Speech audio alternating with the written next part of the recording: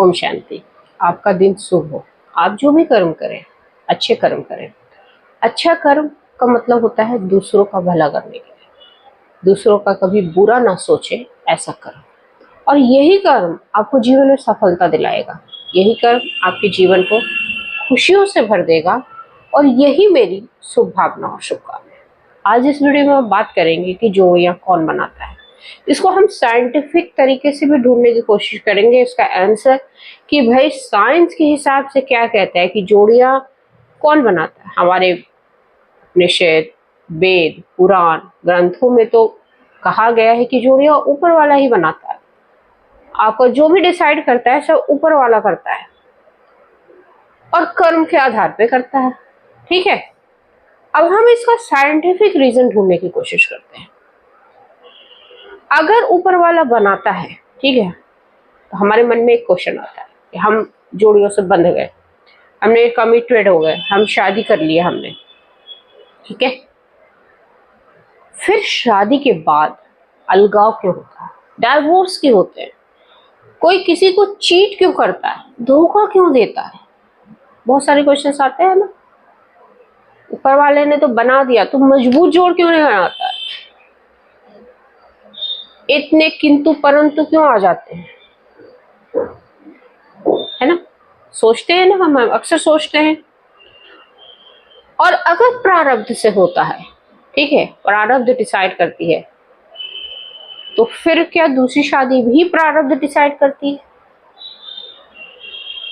कार्मिक क्या है, क्या ये सब, मतलब बहुत सारे क्वेश्चंस दिमाग में आते हैं और उसका धुंधला धुंधला आंसर मिलता है। अगर हम रामचरितमानस को देखें, उसके हिसाब से आंसर को ढूंढे, तो वो भी बताऊंगी मैं उसका क्या आंसर है। लेकिन लोगों के फिर अगर भगवान से रिलेट करते हैं तो एग्जाम्पल्स देते हैं लोग कि श्री कृष्ण की 108 रानियां थी, पंचाली के 5 पति थे, मतलब द्रौपदी के। ये सब क्यों भगवान बनाता है तो एक के साथ क्यों नहीं बनाता है। ठीक है, ये सोचा हमने क्वेश्चंस पर, हर क्वेश्चंस का आंसर है, ये याद रखना। जो भी दिमाग में कोई भी क्वेश्चन उठता है ना, तो साइंस के हिसाब से भी उसका आंसर है, ग्रंथों के हिसाब से भी उसका आंसर है। जब आप पढ़ोगे तो इसका आंसर को ढूंढने की कोशिश करोगे, क्योंकि जब दिमाग में इतनी क्यूरियोसिटी हो रही है तो हम उसका आंसर भी ढूंढते हैं। चलिए साथ में चलते हैं ढूंढने आंसर। साइंस, साइंस, मैं खुद एक साइंस स्टूडेंट हूँ, ठीक है। अगर साइंस के हिसाब से देखा जाए तो साइंस दो चीजों में डिफरेंस करेगी। पहले तो मनुष्य में, इंसानों में और जानवरों में। जानवरों को जब हम देखते हैं तो वो कोई कमिटेड नहीं होती, उनकी कोई भी शादियां नहीं होती है। कभी कभी किसी जानवर की शादी में आप बाराती बने हो, नहीं बने हो ना, शादी होती नहीं हो, ठीक है। अब इंसान में शादियां क्यों होती है, क्या उनकी लाइफ जानवरों की तरह क्यों नहीं होती है। तो साइंस इसका आंसर देता है कि इंसान के पास एक मस्तिष्क नाम की चीज है, जिसको हम कहते हैं ब्रेन, और उस ब्रेन में एक नॉलेज होती है, ठीक है, एक बुद्धि होती है, एक मन होता है। देखो, जो साइंस कह रहा है वो हमारा ग्रंथ भी कह रहा है, वो अध्यात्म भी कह रहा है, सब कोई कुछ कह रहे हैं। लेकिन साइंस एक और चीज कहता है कि इंसानों के अंदर इमोशंस होते हैं, दया, करुणा, प्रेम, ये इमोशंस। जब इंसान किसी जानवर को देखता है, उसके मन में दया भाव उठता है, करुणा उठता है। कोई किसी जानवर को मार रहा होता है तो हम उसको बचाने की कोशिश करते हैं, या हमारे साथ कोई जानवर रहता है, पेट एनिमल्स, तो हमारा एक जुड़ाव हो जाता है, लगाव हो जाता है। जब वो जानवर किसी तरीके से बिछड़ता है तो हम रोते हैं उस चीज के लिए। तो जब एक इंसान दूसरे इंसान से मिलता है तो उसके भी इमोशंस बाहर आते हैं उसको देखकर। प्रेम, है ना, सिक्योरिटी।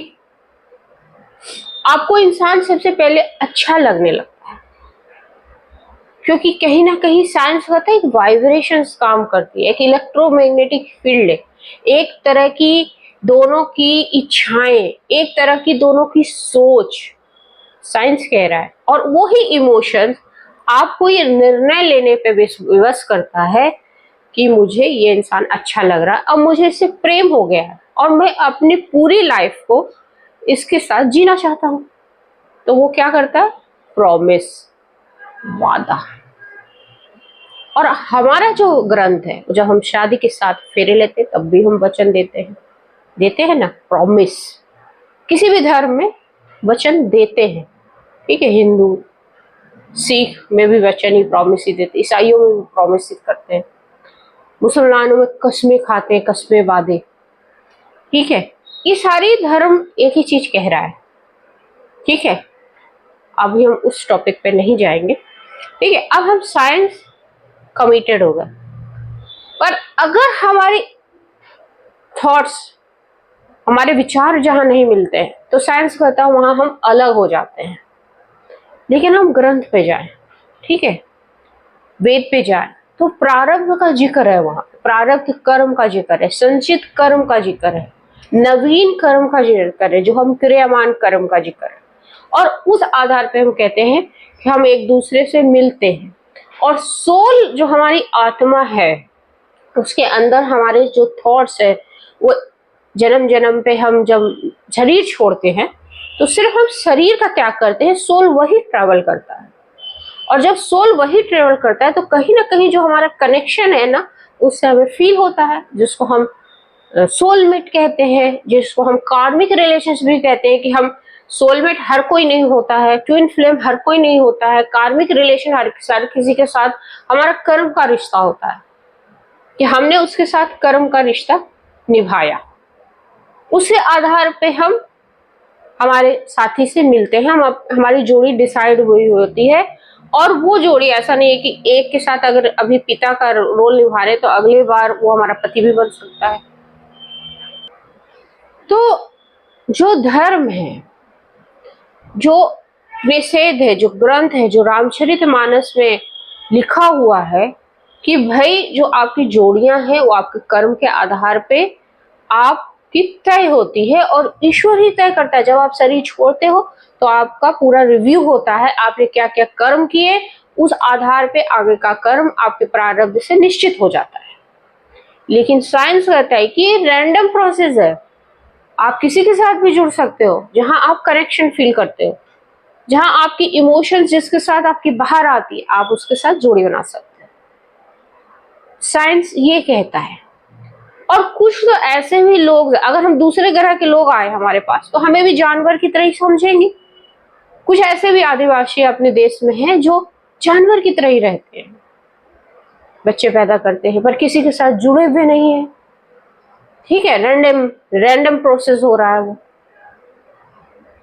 लेकिन अगर अब हम श्री कृष्ण का एग्जाम्पल देते हैं तो श्री कृष्ण का आप जब पढ़ोगे तो ये 108 रानियां उनकी इज्जत बचाने के लिए की गई थी, क्योंकि जब कोई दूसरा राजा उनको अबडक्ट किया था, उसको किडनैप किया था, अपहरण कर लेते थे, तो वहां की औरतें को किसी को अच्छी नजर से नहीं देखते थे, अपमान सहना पड़ता था, उसको कोई शादी नहीं करता था। तो श्री कृष्ण ने ऐसे जो 108 औरतों को जो कैद में रखा था, तो कहा था कि सभी का उद्धार करने के लिए कि भाई तुम्हें कोई बाहर अपनाएगा नहीं, तुम मुझसे शादी करो।